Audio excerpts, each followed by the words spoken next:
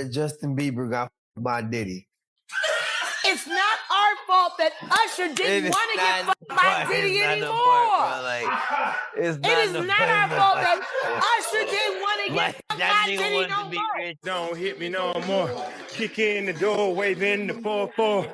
All you heard was Papa, don't hit me no more. Let's go. Kick in the door, waving the 4-4. Hey, hey, hey.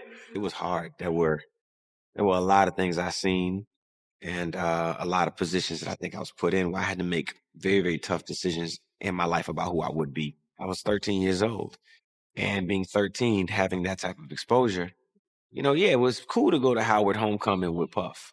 It was great to be able to go to Club USA or the Supper Club, with Puffy in that time, or the Tunnel. But these are places that a 13-year-old probably should not be. Most kids would be excited about it. Most kids are trying to figure out, how to be around hot girls, pretty girls. I'm around grown women, and I'm seeing them do things and have experiences that I'm not quite ready for. And I think that he was just trying to show me the lifestyle. However, that's not what I was there for. I was there because I wanted a career, man. So we would fight, we would tussle. More than often, I think Puffy would say, "Man, you got to chill. Like, you're just a little bit too intense. You got to relax. Like, yo, man, I'm here to work, man. I ain't sang in a week." I'm 13 years old, like banging on this man as though, I am the manager. I am the spokesperson for Usher. And I'm telling him, look, you're going to put me in the studio, man. You got Biggie Smalls in there. You got Craig Mack in there. You're going to make me a priority too. I'm not here to party with you. I don't want to go to the clubs. Matter of fact, I'm too young to even be in here. Why you got me in clubs? I think as a kid, I realized, hey, look, that's not my ring. That's not my moment. That's not my bottle. That's not my drink. That's not my celebration. So I'm not here to celebrate. I wanted people to be excited about me the way that they were excited about him. I wanted my own success. I would stay at the studio.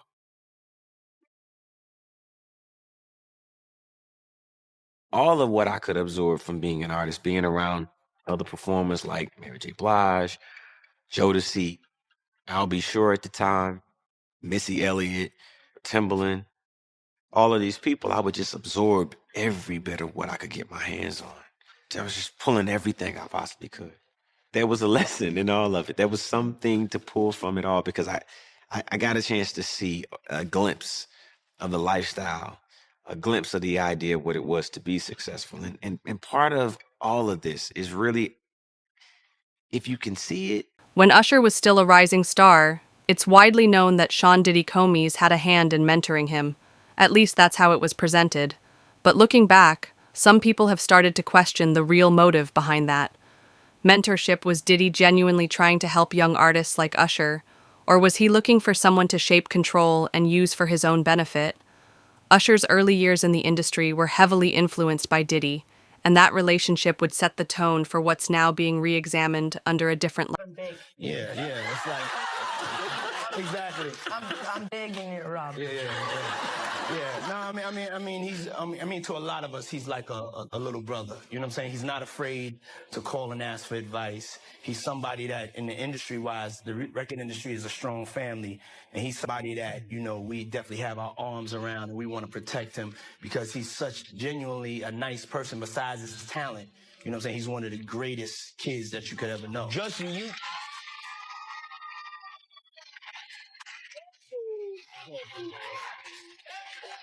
Diddy bought his son a Bentley. Maybe, he could buy you one also while you're out. He got me a Lamborghini. Oh, well, that's nice. I haven't gotten it yet, though. Yeah, I know.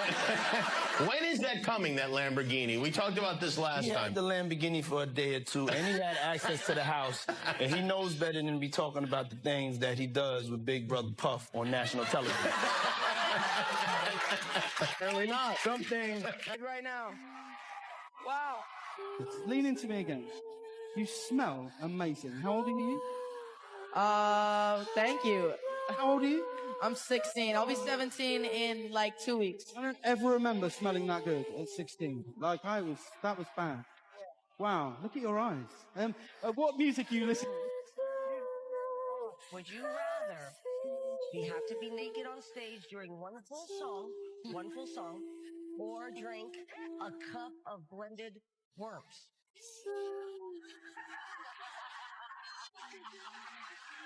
Answer Justin Bieber.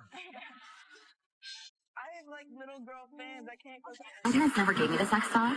Okay. Certain feeling, and I felt a certain way when Usher got on Shay Shay, and I don't mean to mention other people's platforms, but he got on Shay Shay and he mentioned how great and how good Puff taught him and everything. You know what I'm saying? About the business. Right? I know, and people know, that was around that in that time that Puff and Usher did have a situation. And that situation led Usher to... Flown out to Atlanta by a manager. His name's Scooter Braun. Flown out to Atlanta just to meet with him and meet different producers and different people. I was actually going to meet Jermaine Dupri at his studio. And who rolls up? Usher in his Range Rover. Rolls up, and I was like, "Is that who I think it is?" And Scooter was like, "Yeah." And so I ran up to him. I was like, Usher, I love your songs. You want me to sing you one? And he was like, let's just go inside, little buddy. It's cold out. So the politest possible way he could say no, he did. And I was like, wow, he just turned me down. And I was a little disappointed. He had to go into a studio session, so I was like, whatever.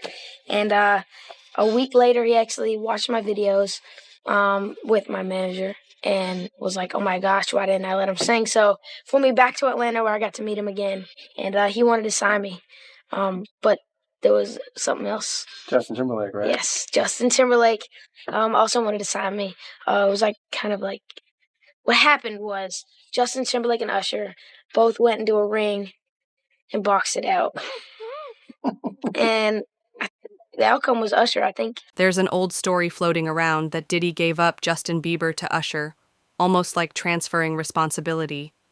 But when you really look at the way Usher was brought into Bieber's career, it seems more like Diddy was making a strategic move rather than stepping aside. He still maintained proximity and influence. Diddy's goal was control and access. Then placing Justin under Usher's wing could have just been another way to stay involved without appearing to be front and center. Because that's their ritual. That's their rite of passage to get to the next level. They this videotape it. Then when he in the meeting, they give him the contract. They play the video of him getting fucked by like 3 niggas. Everybody in the music industry that you see that's successful is a homosexual. I lift my wrist. Let the Motel 6 keep on them lights. Take a on a date, fuck her. So you go, so they get high, they get intoxicated, and they have transvestites in the ass. Yo! They have transvestites. I'ma tell you one time. I'ma tell you one time. I'ma tell you one time. One time. When I met you, come on. Wow. I ain't mean to stop you like that, but this is only a tease. Ladies and gentlemen, introducing to you, Island Def Jam recording artist, Justin Bieber. It's getting ready to go down. Just so you know, we're in the studio right now working on it. Get ready because it's going to be big. Ain't that right, Justin? That's right. That's right. So look out. In 2024, Usher was selected to headline the Super Bowl halftime show, a major career milestone. Most fans expected Justin Bieber to make a surprise appearance given their history, but Bieber didn't show up later. Usher confirmed that Justin turned him down. It was a respectful explanation, but it raised eyebrows. Usher and Bieber were still close. Why did Bieber pass on such a high-profile collaboration? It hinted at a growing distance, possibly a result of old tensions going back to their Diddy-related beginnings. New York City. And I lived with Sean Puffy Combs for a year. That's the crazy thing. Now, that was L.A. Reid's idea, right? We're sending you over to something called Puffy Flavor Camp. There you go.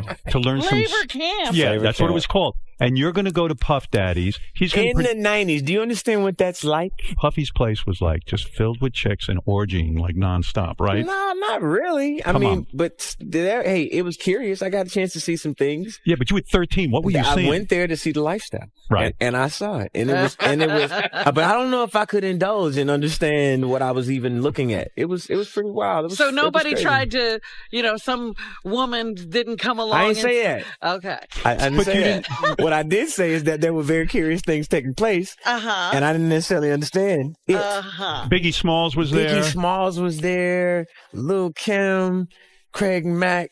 All these people are hanging around. Yeah, man. Faith Evans. Jodeci, Mary okay? J. Blige, they didn't know nothing about this shit. Oh. I was having a good time, you know what I mean? Does he have you doing any chores? Are you doing dishes at all? I mean, to keep you humble somewhat? Or are you just like, can you stay up till 4 a.m. with them and party? I mean, I could. I actually stayed up longer than this. And what kind, do you have money? What's going on? I mean, I had like per diem. Yeah. I had like, you know, What like a a living. life. Yeah, it's pretty crazy. 14 years old. You're a dad now. Would you ever send your kid to Puffy camp? Hell no. Mind me asking, because I know the topic is sensitive. What happened to Usher? I heard about some music executive from the industry back in Harlem. You know, I heard it from some music executives back in Harlem. And I'm not going to speak on their name. They doing programs and everything like that. And they may be doing something. They may speak on it themselves. But I heard it from some music executive. What did you hear? Bro, you know how people be talking and we was around some people, something like that. And then some people might say, yo, I don't F with that dude. And at the time, I didn't even know who the F Usher was. You know what I'm saying? It was one of those type of situations. I was probably say, yo, man, I don't F with them niggas. Man, I'm getting out that industry and everything like that. You know, Puff sent this little kid to the hospital. How he sent him to the hospital? Man, nigga bleeding from the butt. And that's what was said. I didn't even have a name for the kid at the time. Then you heard. Usher went on the record and said there was no love lost with Justin, but sometimes it's not what's said, it's how it's said. Usher seemed careful, almost diplomatic, choosing his words. He talked about the pressures of organizing a show and said maybe the timing wasn't right. But when a mentor reaches out and the mentee declines, it suggests a deeper rift. Could it be that Bieber is distancing himself from not just Usher, but from the environment Usher represented during his early career? The story about how he went to Diddy house with Mace. Yeah. And he fought the dildo in the sink. I think that was crazy. I think that was out of, and then Mace said that was Puffs. I think he said Mace said that was Puffs, but Mace was in the bathroom with it. I don't know what that was all about, man, but that was real weird to me. That was crazy. Crazy, man. But before we get off of that, right, I remember you told me a while ago that, you know, Mace, he used to live with Diddy, and he know a lot of stuff about Diddy that a lot of people don't know. Man, it's a lot of stuff that Mace and Usher know that they ain't telling about Diddy. There's a lot of stuff that they know. Can you imagine, bruh?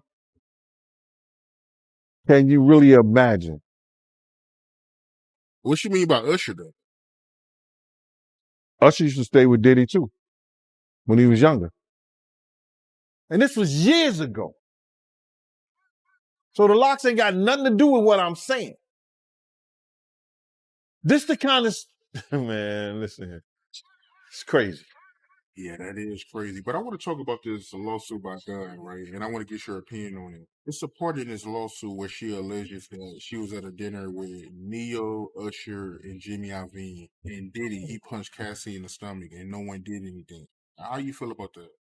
They were part of the dinner and they watched Cassie get abused in front of Puffy abused Cassie in front of them. And neither one of those men, and they probably security was around too, did nothing to stop what he had did to Cassie. Now that's just crazy right there, bro. That is just crazy. Usher probably got a daughter. Neo probably got kids. I don't know. Jimmy Iovine, you know, he take about 15, 20 scoops of sugar in his coffee. So all those cats there, supposed to be men, watch that lady get abused right there in public, and they did nothing, brother. They did nothing.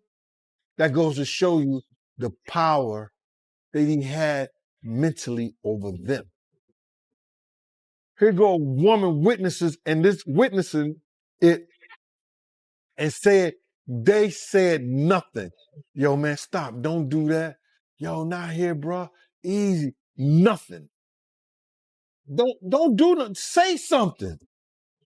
She said they didn't do anything and they didn't say nothing.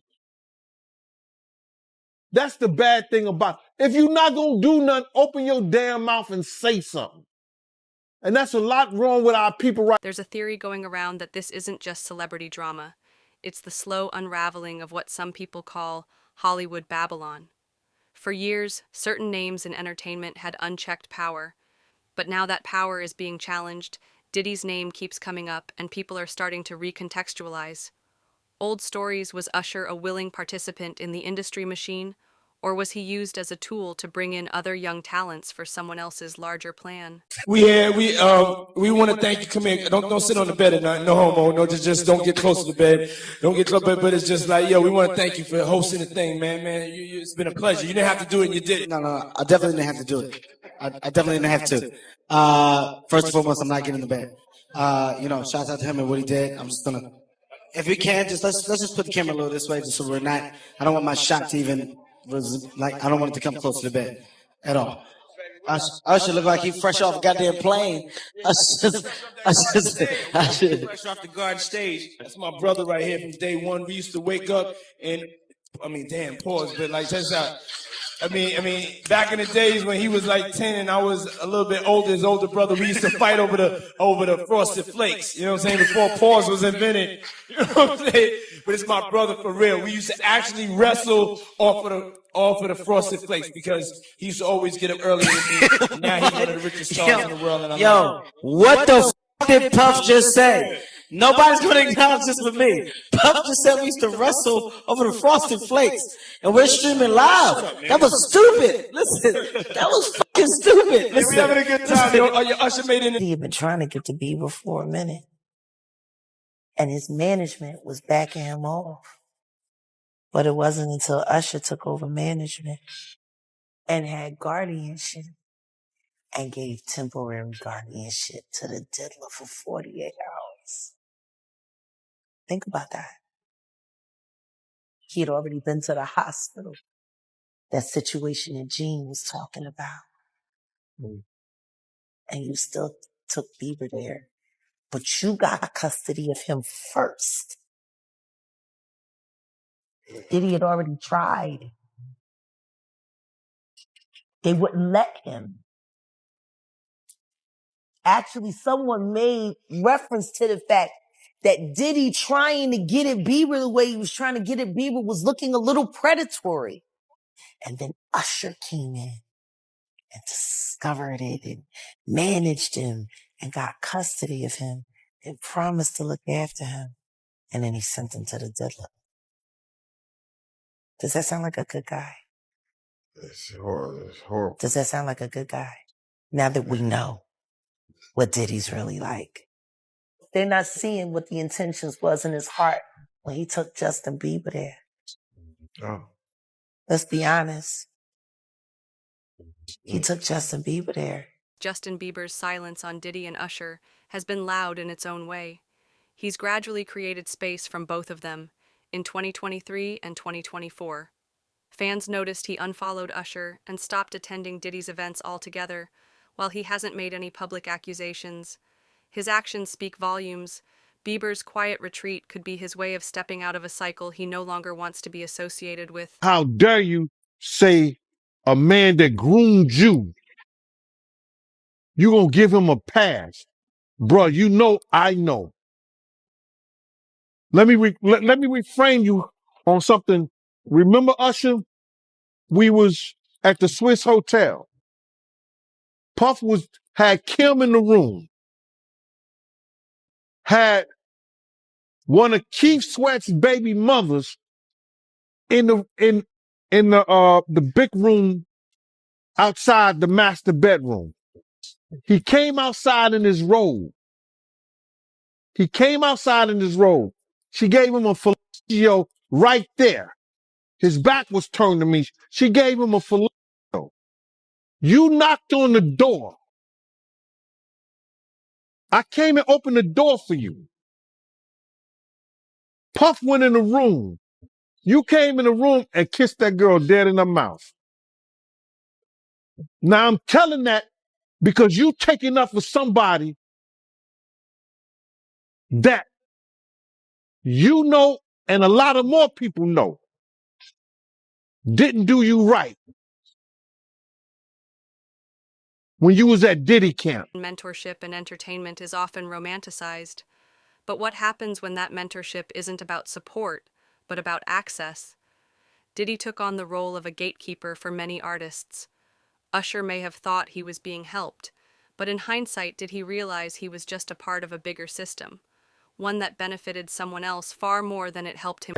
You know, his mother had a modeling agency, and it was alleged that it was also ladies of the night, a prostitution ring too, or these ladies was doing things other than modeling. So the apple don't fall far from the tree. Yeah. So now you got to understand this, and looking at her and some of the stuff that he was saying, and their relationship has changed since I knew them, since I was around them. You understand? This man was talking about that his mother could take her palms and bend over and put them down on the floor. Not bend over, but she could stand straight up and put her palms on the floor, bruh. He's saying that about his mother. Who describes any of their mother action like that in a sexual way? And then, you know, I don't know how many dudes do kiss their mother in their mouth when they 50, 60 years old or something like that. That's them. That's their whole thing, man. But that was a little kind of weird for me. And then his mother wore the same white fingernail polish that Cassie described that he liked to see her and other models in when she was describing her lawsuit. And what's crazy to me is that, man, it seemed like him and his mother had this, I don't want to get too deep, man, this Oedipus complex thing. You know what I mean? And a lot of people going to say, yo, Oedipus complex. Well, let me just tell you a brief story so you'll know. Oedipus it may have been Greek mythology, or it was probably Greek mythology or something like that, but it's a story about a young man that was told that he was going to kill his father and marry his mother. So on the way, this young man had grown up, you know, he didn't know that he was an orphan and then was adopted by a family. He thought the family he was with was his mother and father, but it wasn't. So on the way to this town, he gets into an argument with this other man and he kills him. He kills that man. Then he goes into that town.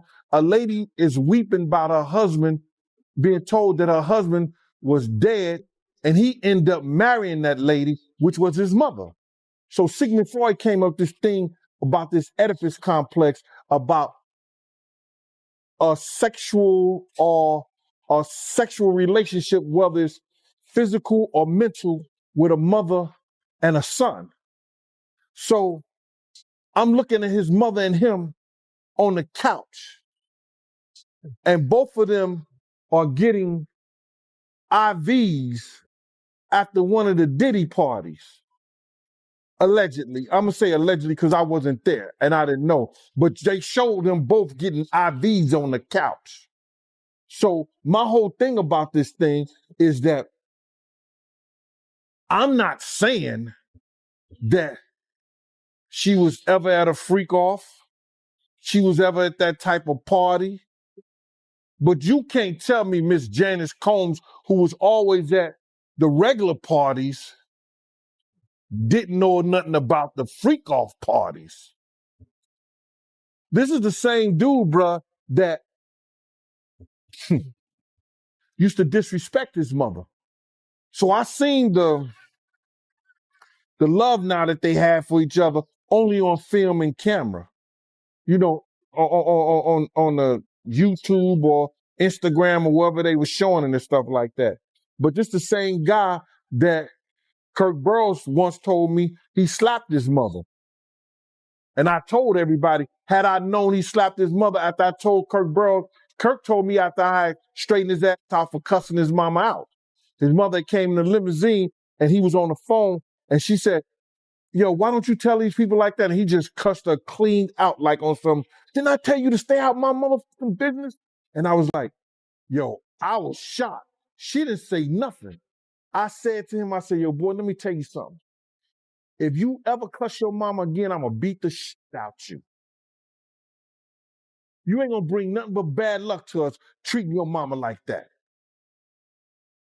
So I guess he ain't treating his mama like that no more. But I don't have no qualms in her defending her son. In fact, this saga goes so deep because Gandil originally claimed that Diddy fired him because his mom was making moves on him.